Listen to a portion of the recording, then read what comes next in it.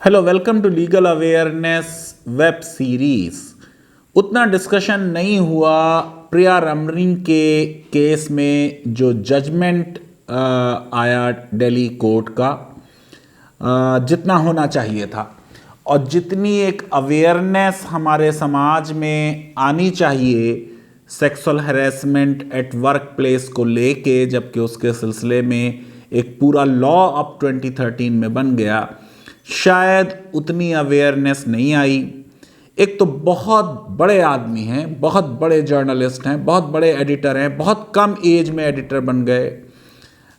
जो उनके विक्टिम्स हैं वो भी उनके एक्सपर्टाइज की, एडिटिंग की, राइटिंग स्किल्स की तारीफ करते हैं।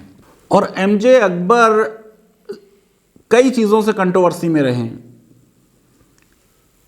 एक तो जो आदमी कांग्रेस में रहा वो बीजेपी में गया, खैर वो तो कोई बात नहीं है, लेकिन वजाहत हबीबुल्लाह साहब ने अब ये बात कही है कि जिस वक्त शाहबानों के केस को पलटने की बात हो रही थी तो राजीव गांधी उसके फेवर में नहीं थे, और एमजे अकबर जो थे इन्होंने राजीव गांधी से ये कहा कि आप मुस्लिम पर्सनल लॉ बोर्ड की बात मानिए, इन लोगों का बहुत इन्फ्लुएंस है। सरप्राइजिंगली जब ट्रिपल डिवोर्स का बिल पार्लियामेंट में आया तो एमजे अकबर साहब ने ही पर्सनल लॉ बोर्ड का बड़ा जबरदस्त क्रिटिसिज्म किया शाहबानों के जजमेंट को पलटवाने के लिए। अगर वजाहत हबीबुल्लाह की इंफॉर्मेशन सही है तो ये एक हिपोक्रेसी का मामला है कि आपने जिस चीज को करवाया कांग्रेस से, आज आप जब बीजेपी में मिनिस्टर बने तो उसी चीज की आप अपोजिशन कर रहे हैं और कांग्रेस का क्रिटिसिज्म कर रहे हैं। बात को थोड़ा मेरे व्यूअर समझ लें कि ये केस एमजे अकबर के अगेंस्ट नहीं था। इस केस में एमजे अकबर एक्यूज नहीं थे, बल्कि जो इस मामले में विक्टिम है प्रिया रमनी, उसको एमजे अकबर ने एक्यूज बनाया। और ये हमारे क्रिमिनल जस्टिस सिस्टम में एक नया सिलसिला शुरू हो गया है कि विक्टिम एक्यूज बन जाता है। इखलाक की लिंचिंग हुई और उसके फैमिली मेंबर्स को एक्यूज बना दिया गया। ऐसे कई और केसेस हो गए। तो इस केस में भी विक्टिम को एक्यूज बना दिया गया और उसके ऊपर यह इल्जाम लगाया गया कि उसने जो अपने साथ हुई बात, जो 20 साल बाद उन्होंने कही पब्लिक में, प्रिया रमनी ने, वो कहकर एमजे अकबर का डिफेमेशन कर दिया। यानी यहां केस प्रिया रमनी के खिलाफ है, एमजे अकबर कोर्ट में गए हैं एज अ कंप्लेनेंट और तकरीबन 10 विटनेसेस एमजे अकबर लाए हैं। प्रिया रमनी के पास सिर्फ 2 विटनेसेस थे, एक वो खुद थी।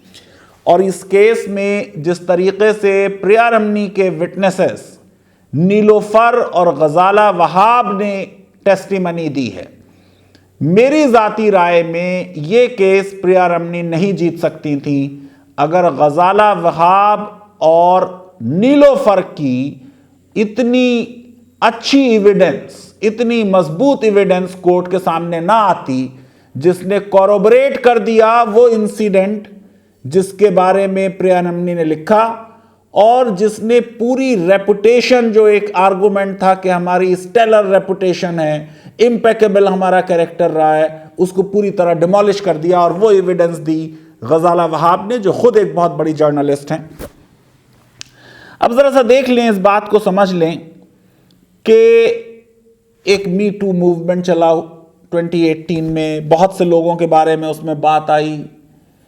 फिर एमजे अकबर के सिलसिले में आ गया, बहुत बड़ी फर्म एम्प्लॉय की गई, तकरीबन 99 लॉयर्स थे। तो एक तरीके से ये बहुत बड़ी एक बैटल थी जिसमें एक तरफ प्रिया रमनी थी और उनकी बहुत अच्छी वकील, और दूसरी तरफ पूरा एक सिस्टम था, एक बहुत बड़ी कॉरपोरेट फर्म थी, लॉ फर्म थी, जो एमजे अकबर के लिए लड़ रही थी।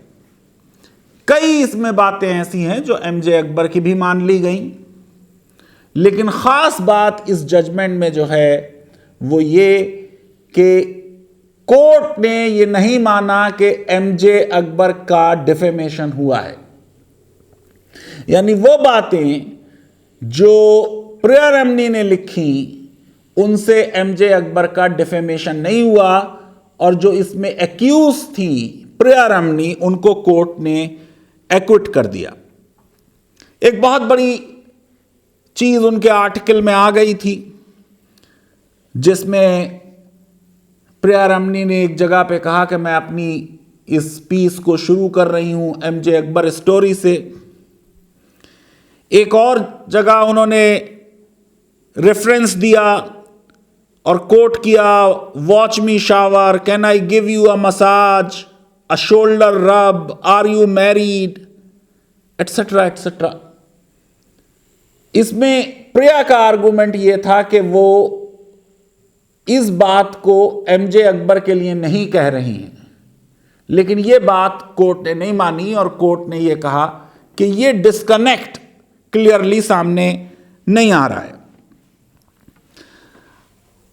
एविडेंस को लेकर बहुत सी बात हुई कि साहब कॉल रिकॉर्ड साबित नहीं हुआ, क्या ओबराय होटल में उस दिन एमजे अकबर मौजूद थे 7 बजे शाम को, यह प्रूव नहीं हुआ, कोई सीसीटीवी फुटेज सामने नहीं रखा गया।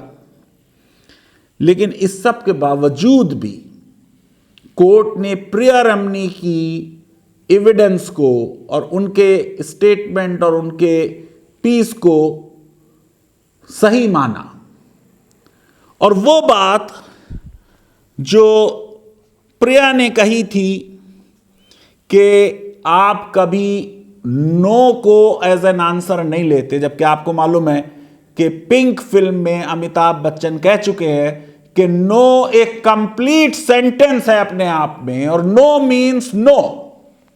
लेकिन ये कुछ उनकी एडमिनिस्ट्रेटिव स्किल्स पे भी एक क्वेश्चन मार्क है। बहुत से एडमिनिस्ट्रेटर्स हमारे देश में, कुछ राजनेता भी ऐसे हैं, कुछ वाइस चांसलर्स भी ऐसे हैं जो किसी से भी किसी भी मुद्दे पर नो नहीं सुन सकते हैं। यह बात भी बहुत आई कि साहब देखिए, इन्होंने तो खुद ही कहा कि he did not do anything, और इसका मतलब यह है कि कोई भी मामला ऐसा नहीं है जिसके सिलसिले में इतने बड़े इल्जामात एमजे अकबर पे लगाए जाएं। अब यह कि प्रिया का आर्गुमेंट यह था कि ये डू जो है ये सरकास्टिक स्टाइल में कहा गया है और इसको वो मीनिंग जो देने की कोशिश की जा रही है वो शायद सही नहीं है। अब जरा सा अगर जाएं आप इस पूरी केस पर और जिस तरह की एविडेंस दी गई, तो उसको पढ़ के बड़ा अफसोस होता है। जाहिर है कि ये वो ज़माना है कि लड़कियां हमारी जर्नलिज्म में नई नई आई हैं, और ये यंग लड़कियां हमारे देश के शायद सबसे ब्राइट एडिटर के अंडर में काम करने की ख्वाहिशमंद है। लेकिन इंटरव्यू के लिए ऊपर होटल में कमरे में बुलाया जाए, इनएप्रोप्रिएट कन्वर्सेशन किया जाए, ये बात सही नहीं है।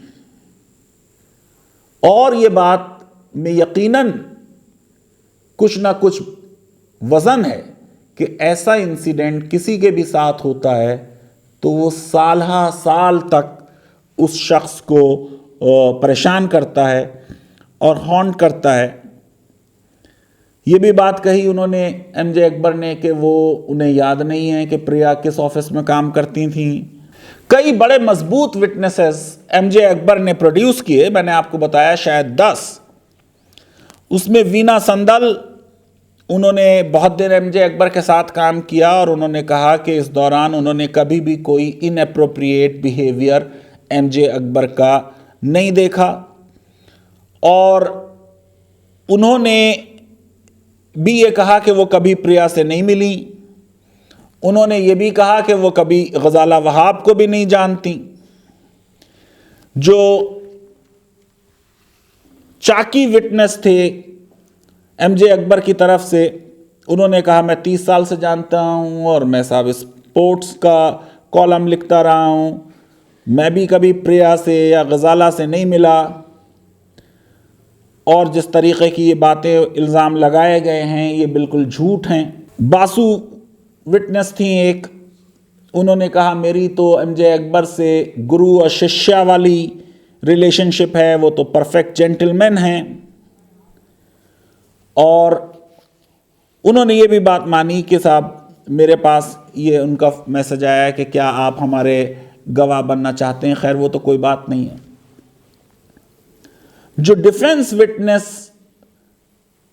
थी उसमें प्रिया रमनी की अपनी एविडेंस हुई, और उन्होंने जिस तरीके की डिटेल्स दी कि उनसे इंटरव्यू में पूछा जा रहा है कि आपका बॉयफ्रेंड है या नहीं है, और फैमिली अरेंज मैरिज चाहती है, और वो जो सारी बातें प्रिया ने कही, क्योंकि उनको उनकी दोस्त नीलोफर ने वहाँ छोड़ा था, बाद में इमीडिएटली इस कन्वर्सेशन के या इस एक्सपीरियंस के, पेनफुल एक्सपीरियंस के बाद वो नीलोफर से मिली थी। तो नीलोफर की एविडेंस मेरे हिसाब से इस केस में बहुत क्रूशियल है, क्योंकि नीलोफर से ये तक बात हुई कि अगर उनको ये जॉब ऑफर भी होता है तब भी उन्हें ये जॉब करना है या नहीं करना, और पेरेंट्स को ये बात ना बताई जाए वरना वो जॉब नहीं करने देंगे। और उसके बाद प्रिया रमनी ने कहा कि बाद में उनकी कई मीटिंग्स हुई, लेकिन वो मीटिंग अकेले में नहीं हुई, एडिट मीटिंग्स होती थी और काफ़ी लोग होते थे। इस सारे मामले में जो एक ख़ास चीज़ निकल के आई कि वो सेंटेंसेस जो मैंने आपको पढ़े, वॉच मी शावर और can I give you massage, वो कोटेशंस आ रहे हैं हार्वी वेनस्टीन के सिलसिले में, और यहां एक प्लूरल में बात की जा रही है कि इस तरह के और बहुत से मेल बॉसेस हैं, और ये उस आर्टिकल से लिए गए हैं। अब आपको मालूम है कि जिस वक्त ये मी टू मूवमेंट चला तो उसमें तानुश्री दत्ता और संध्या मेनन और अनु भुयन, गजाला वहाब, कई लोगों ने उसमें बात की। और फिर ये एक बात आई कि ये वो अब सिचुएशन है जिसमें साइलेंस जो है वो वर्च्यू नहीं है। ये अक्सर आती है, अगर आप एक्सपीरियंस कर रहे हैं जुल्म और आप खामोश हैं तो ये खामोशी क्रिमिनल है।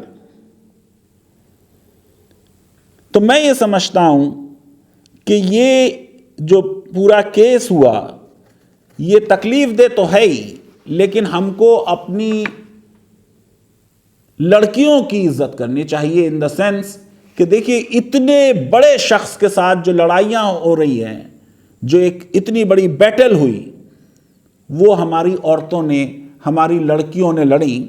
और ये भी आपने देखा कि कोविड-19 के दौरान जिन देशों की प्रेसिडेंट या प्राइम मिनिस्टर फीमेल्स थी उन्होंने उसको बेटर मैनेज किया। तो नीलोफर की एविडेंस मैंने आपसे कहा क्रूशियल है, क्योंकि नीलोफर ने कॉरोबोरेट कर दिया, क्योंकि उसने सबसे पहले प्रिया से उस एक्सपीरियंस को सुना। प्रिया ने उसे बताया कि ये इंटरव्यू अच्छा नहीं हुआ और एज प्लान नहीं गया।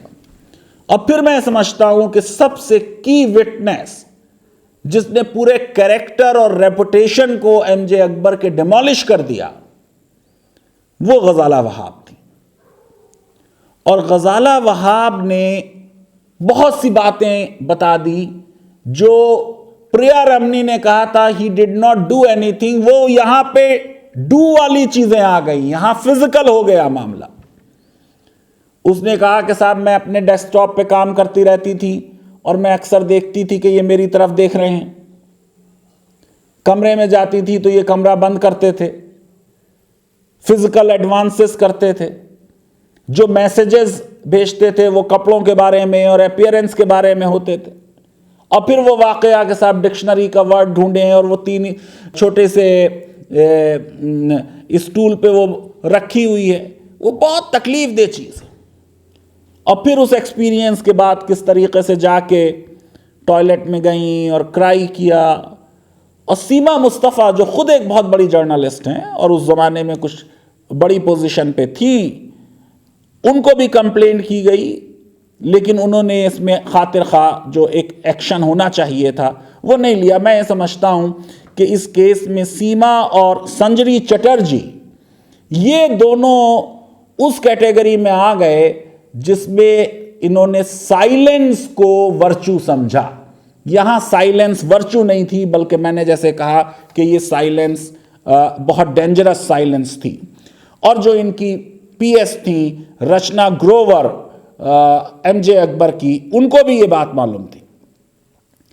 तो ये अल्टीमेटली गजाला वहाब को नौकरी छोड़नी पड़ी। ये हुआ कि उनको अहमदाबाद भेज दिया जाएगा और अहमदाबाद में उन्हें अपार्टमेंट दिया जाएगा, और एमजे जब अहमदाबाद में जाएंगे तो वहाँ रुकेंगे। वो जाहिर है कि उन्होंने उस ऑफ़र को ठुकरा दिया और उसको नौकरी छोड़ दी और वो आगरा चले गए।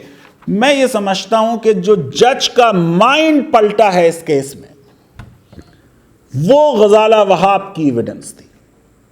और कोई भी वो जुडिशल माइंड जो उस एविडेंस को कोर्ट में जिसने सुना होगा, यानी मुझको तो पढ़ने में उसको रोना आ गया और रोंगटे खड़े हो गए, लेकिन जिसने कोर्ट में गजाला वहाब को वो एविडेंस देते सुना होगा और फिर उनका क्रॉस एग्जामिनेशन हुआ होगा, वो एक चेंजिंग, मैं समझता हूँ, इस केस का मोड़ था। और जो मैंने आपको जिस तरीके से बताया कि जब आर्गूमेंट्स हुए तो एमजे ने कहा कि बड़ा इलस्ट्रियस कैरियर है, इम्पेकेबल रेपुटेशन है, और इससे उनकी रेपुटेशन और स्टेलर रेपुटेशन वो इफ़ेक्ट हुई है, डिफेम हुए हैं। जाहिर है कि उनकी एक इंटेलेक्चुअल की तरह से इमेज है, एक बहुत बड़े एडिटर की तरह इमेज है उनकी, और जाहिर है कि उनकी image in the estimation of others lower हुई है। तो ये बिल्कुल एक केस डिफेमेशन का है और कोर्ट ने वो माना भी है कि ये डिफेमेटरी कंटेंट था। लेकिन ये कहना कि सीसी फुटेज नहीं है और कॉल रिकॉर्ड नहीं है और कोई डॉक्यूमेंट नहीं दिया गया, ये कोई बहुत अच्छा आर्गूमेंट नहीं था। मैं समझता हूँ कि एमजे अकबर को इस केस में बिल्कुल गलत लीगल एडवाइस दी गई। ये वो मैटर नहीं था जिसमें उन्हें कोर्ट ऑफ लॉ में जाना था। वैसे तो आजकल आपको मालूम नहीं हो सकता है, ये जजमेंट भी ओवरटर्न हो जाए ऊपर की कोर्ट में जाके, लेकिन बेटर ये होता कि इस मामले को वहीं छोड़ दिया जाता और लोगों के जहन से ये ख़त्म हो जाता। लेकिन अब ये रिकॉर्ड पे आ गया और एक जजमेंट बन गया, तो इसने ज़्यादा उनकी रेपुटेशन को डैमेज किया बनिस्बत प्रिया रमनी के उस आर्टिकल या ट्वीट से। फिर ये भी बात उन्होंने कही कि साहब देखिए, ये बात का भी कोई प्रूफ नहीं मिला कि उस वक्त और उस टाइम पे क्या ओबराय होटल में थे और इन्होंने क्यों कहीं पे कंप्लेंट नहीं की, ग्रीवांस रिड्रेसल मैकेनिज्म यूज़ नहीं किया, इतने साल बाद ये मुद्दा रेस किया। ये सब बातें बहुत साउंड डिफेंस नहीं थी। प्रिया ने कहा कि साहब उन्होंने ये काम गुड फेथ में किया है, पब्लिक इंटरेस्ट में किया है। 9th एक्सेप्शन जो है लॉ में डिफेमेशन में, उसके लिए किया गया है। इसके बारे में यह है कि अगर कोई इम्पुटेशन की जाए किसी के कैरेक्टर के बारे में जो से उस आदमी का या किसी और का फायदा हो, इंटरेस्ट में हो और गुड फेथ में हो और पब्लिक गुड में हो, तो वो एक्सेप्शन है। ये भी बात कही कि साहब वो he did not do anything, ये डू जो है ये बड़ा मीनिंगफुल है, ये सरकाज्म है। और सेक्सुअल हैरेसमेंट के लिए बाय द वे फिजिकल होना जरूरी नहीं है। यह भी कहा कि ये जो पूरा आर्टिकल है जिसमें कहा जा रहा है हार्वे वाइनस्टीन्स, ये प्लूरल में बात कही जा रही है, यानी उन जैसे बहुत से बॉसेस, स्पेशीज वर्ड यूज किया जा रहा है, वो प्लूरल में बात हो रही है। और लिंक दिया गया था उस स्टोरी का। लेकिन फाइनली जो कंक्लूजन अगर आप देखें और जज ने लिख दिए रीजन फॉर डिसीजन, उसमें साफ तौर से यह माना कि कंटेंट डिफेमेटरी है। और ये डिस्टिंक्शन जो करना चाहा प्रिया रमनी ने एमजे के केस में या और मेल बॉसेस किस तरह से बिहेव करते हैं, वो डिस्टिंक्शन क्लियरली नहीं आया। तो यहां पे प्रिया रमनी की उस मामले में आर्गुमेंट नहीं एक्सेप्ट की गई। और उन्होंने ये भी माना कि एक्यूज अल्टरनेटिव डिफेंस ले सकता है। अगर उसने पहले एक डिफेंस लिया तो कोई लॉ उसे बार नहीं करता कि दूसरा डिफेंस ना ले। ये माना गया कि ये पब्लिकेशन जो था ये डिफेमेटरी तो था लेकिन गुड फेथ में था, फॉर पब्लिक गुड था। और सबसे खास बात वही गजाला की एविडेंस के बाद कोर्ट ने कह दिया कि एमजे अकबर की इम्पेकेबल इमेज नहीं है, स्टेलर रेपुटेशन नहीं है। ये भी बात मेंशन की प्रिया रमनी ने कि कंटेम्प्ट ऑफ कोर्ट में इनको दिल्ली कोर्ट ने सजा दे दी थी, 2000 रुपए का फाइन कर दिया था। एमजे ने कन्वीनियंटली कह दिया कि मुझे ये याद नहीं है, ये भी मुझे याद नहीं है कि मैंने कोई अपॉलॉजी दी थी। ये जो बार बार सेक्सुअल हैरेसमेंट के मैटर्स होते हैं उसमें कोर्ट ने कहा कि अक्सर वक्त लगता है, लेकिन ये आर्टिकल 21 का भी वायलेशन है, ये 14 का भी वायलेशन है। और फिर एक चीज वो कही जिससे मैं अगेंस्ट हूं, लेकिन ये हमारे इंडियन जजेस की कुछ आदत होती जा रही है कि किसी भी जजमेंट में हम कल्चर और रिलीजन ले आते हैं। जाहिर है कि महाभारत और रामायण इस केस में बिल्कुल रेलिवेंट नहीं है। केस इंडियन पीनल कोड पे है, एक्सेप्शन अवेलेबल है प्रिया रमनी को या नहीं, बस इतना लीगल क्वेश्चन है। लेकिन लर्नेड जज चले गए कि साहब हम उस देश की बात कर रहे हैं जहां इतना सेक्सुअल हैरेसमेंट हो रहा है, जबकि हमारे दोनों जो बड़े इपिक हैं, ग्रेट इपिक महाभारत और रामायण, वो वेमेन की थीम के चारों तरफ घूमते। जैसे मालूम है आपको कि सीता का अपहरण किया गया, किडनैप किया रावण ने, और द्रौपदी का चिरहरण हुआ कुरु राजसभा में, और वहां भी आपने देखा कि बहुत बड़े बड़े लोग बैठे रहे। तो ऐसे लोग समाज में होते हैं जो जुल्म को होते हुए देखते हैं और खामोश रहते हैं। वो हर दौर में हैं, आज भी हैं। जज ने मेंशन किया लक्ष्मण के बारे में, यह बड़ा इंपॉर्टेंट पॉइंट था तो इररेलेवेंट लेकिन इंपॉर्टेंट। जब यह पूछा गया लक्ष्मण से कि सीता कैसी हैं, तो उन्होंने सिर्फ उनके पैरों के बारे में, चरणों के बारे में बताया, क्योंकि उन्होंने ऊपर नहीं देखा। यह है, देखिए, वो एक आइडियल इंडियन मैन जो इस केस में लक्ष्मण नजर आते हैं कि वो औरतों के सिर्फ पैरों को देखते हैं, उसके ऊपर नहीं देखा। मैं ये समझता हूं कि ये बड़ा एक हिस्टोरिक जजमेंट हुआ, और इस जजमेंट से ये बात साबित हो गई कि कोई भी फोरम अपनी ग्रीवांस को एयर करने के लिए किया जा सकता है।